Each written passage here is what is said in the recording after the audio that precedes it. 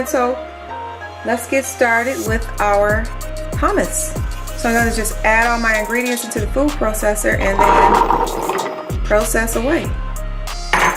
And I'm saying process instead of process because I've been watching too much BBC. Okay, so that's chickpeas, that's our tahini, lemon juice.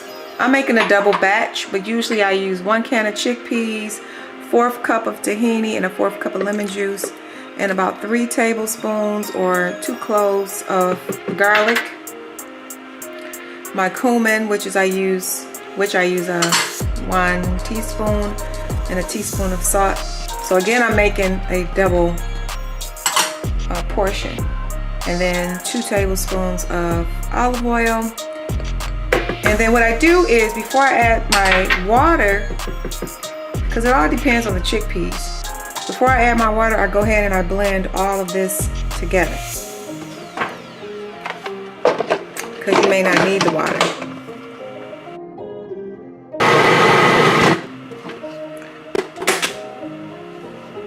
Just kind of scrape it down. And like I said, if it is the thickness that you would like it, and it will get a little bit thicker as it chills, just a little bit. But if you like it thick like this is a good consistency, then just leave it like that.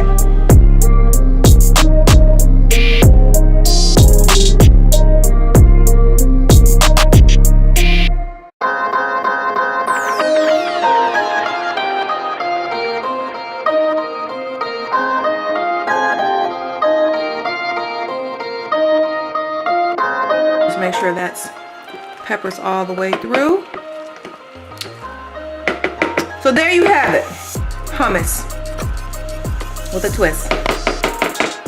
I hope you like it, hope you make it, and let me know. Okay, so I'm all done with the hummus, and I got you a little portion so you can taste it. Let's see what you're working with. I know you're gonna say it's not enough peppers in there, but we can, you know, put more on top. Pretty good. You like it? I put some, I roasted some red peppers from the garden. Can you taste it? Like the difference? Mm-hmm. It's not a lot of peppers.